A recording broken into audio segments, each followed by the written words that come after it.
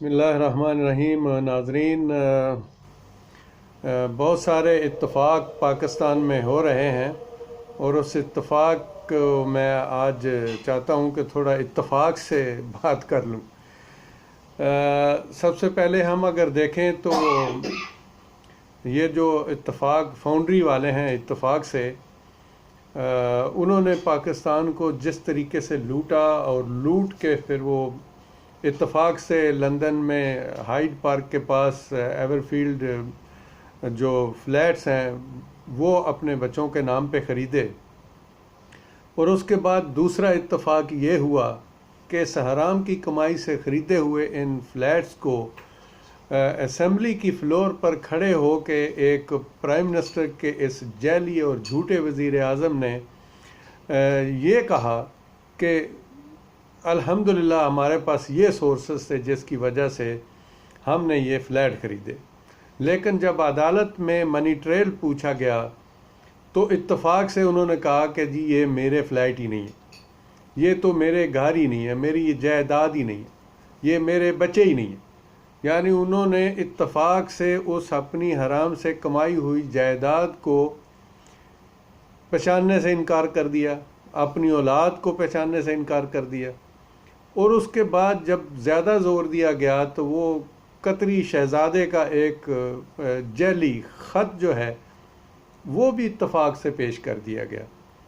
और उसके बाद एक सबसे बड़ा इत्तफ़ाक़ ये देखें जो इत्तफ़ाक़ पे इत्तफ़ाक़ होता जा रहा है, और उसमें एक इत्तफ़ाक़ ये है कि आज इरफ़ान हाशमी साहब जो हमारे बड़े नाइस यूट्यूबर भी हैं और सहाफ़ी भी हैं, बड़े अच्छे और बहुत ही मुखलस किस्म के पाकिस्तानी हैं, उन्होंने आज काजी फ़ाइज़ ईसा की अहलिया का वो घर भी दिखाया लंदन में जो उन्होंने 2004 में ख़रीदा था। ठीक है जी, वो जो घर आज दिखाया इत्तफ़ाक़ से वो घर जो है वो भी नवाज़ शरीफ के हमसाये में है, ये भी एक इत्तफ़ाक़ है।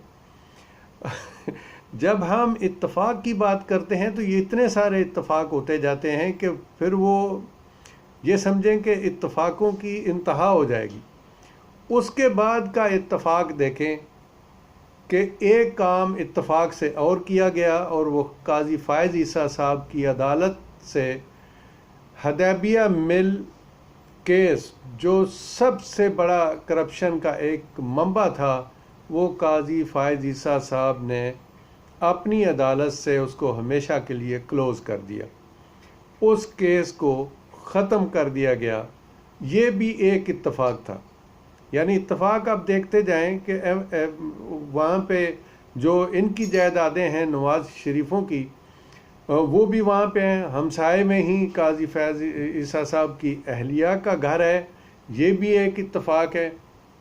और जिसमें ये सारे झूठ बोल रहा था, ये जैली मरीज़ फिर बना। जब इसको पकड़ा गया तो ये इसके प्लेटलेट जो थे, वो प्लेटें जो थीं, प्लेटलेट तो छोड़ें, इसकी प्लेटें जो थीं वो ऊपर नीचे होनी शुरू हो गई।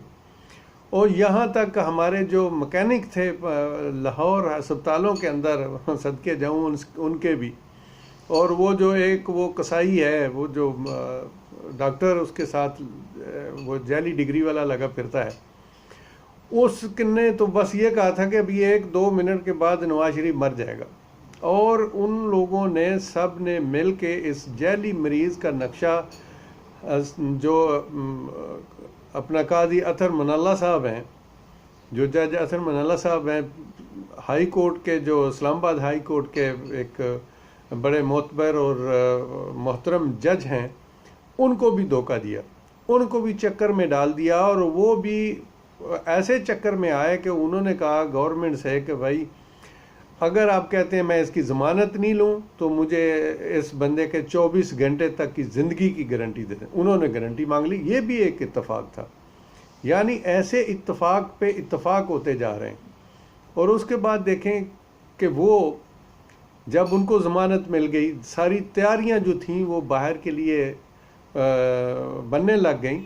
यानी दुनिया के किसी भी कानून में या किसी भी मुल्क में ऐसा नहीं है कि एक मुजरम को जिसको सज़ा हो गई हो, उस मुजरम को तो लोग जेल से नहीं निकालते, उन्होंने मुल्क से निकाल कर दूसरे मुल्क भेजने के लिए ये एक नया कानून पाकिस्तान के अंदर रकम कर दिया गया। ये भी एक इत्तेफाक है।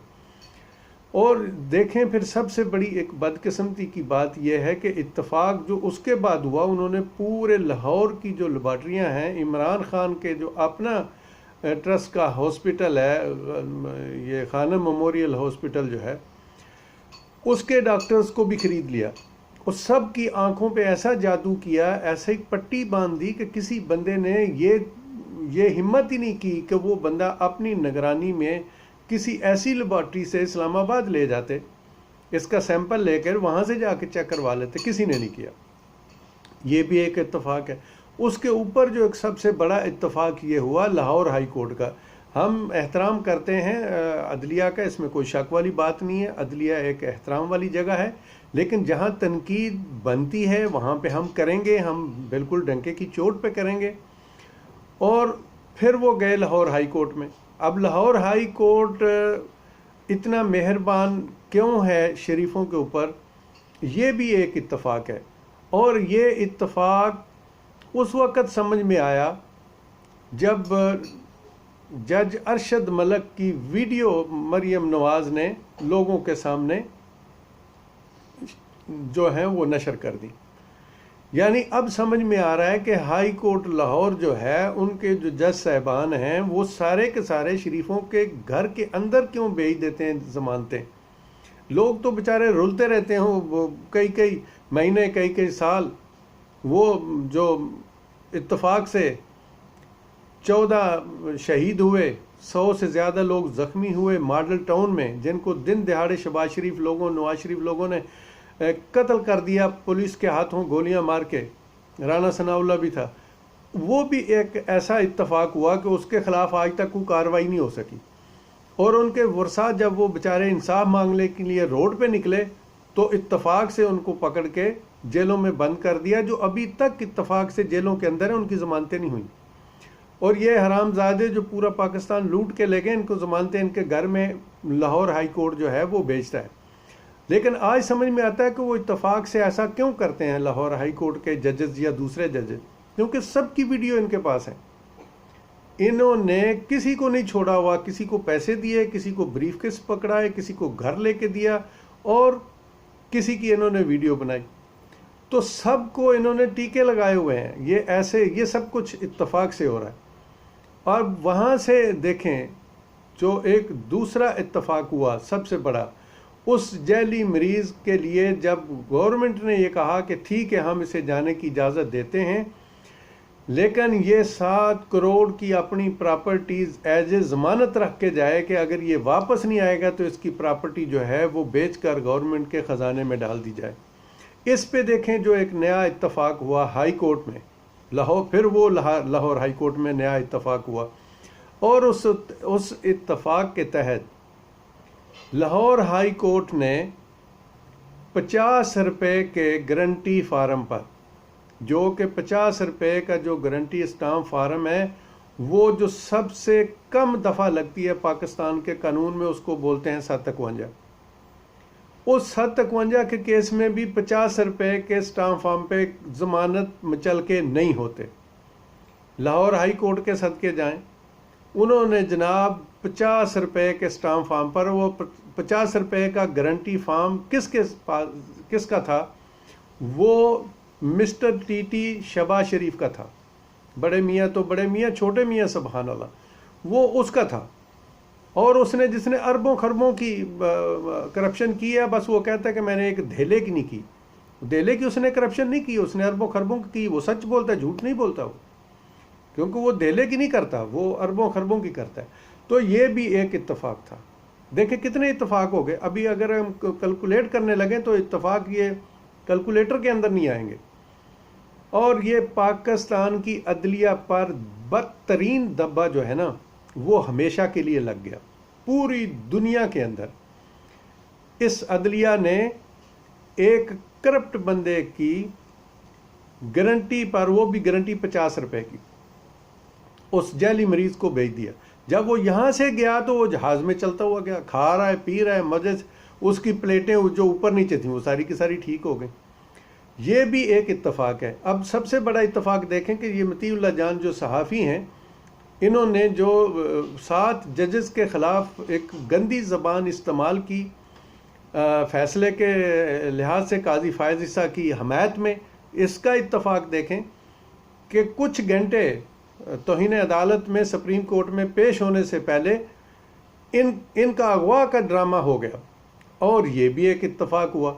और उससे बड़ा इत्तफाक मैं आपको ये बताऊं, आप सुन के हैरान होंगे कि काजी फ़ायज़ ईसा साहब और उनकी अहलिया इस मुल्ज़म के जिसके ख़िलाफ़ सुप्रीम कोर्ट ने सो मोटो लिया है, उसके घर, उसके अगवा होने पर उसके अफसोस के लिए उसके घर चले गए। ये सबसे बड़ा इत्तफाक है आज की तारीख़ में और इस ज़मन में। अब बताएं कि जब सारे इत्तफाक इस तरीके से हो रहे हैं और फिर ये पाकिस्तान इत्तफाक फाउंड्री वालों के बगैर कैसे चलेगा? ये एक सबसे बड़ा सवाल है। क्या करें? अल्लाह अकबर।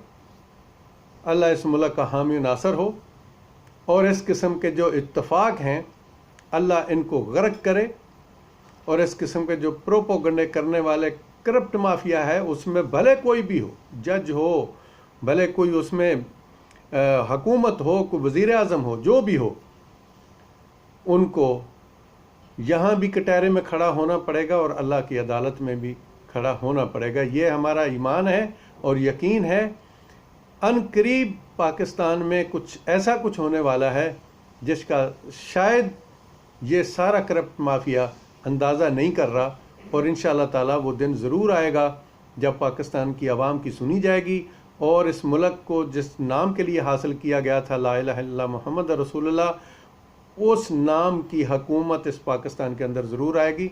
इसके साथ ही इजाज़त चाहता हूँ। अल्लाह हामी नासर हो। खुदा हाफ़िज़।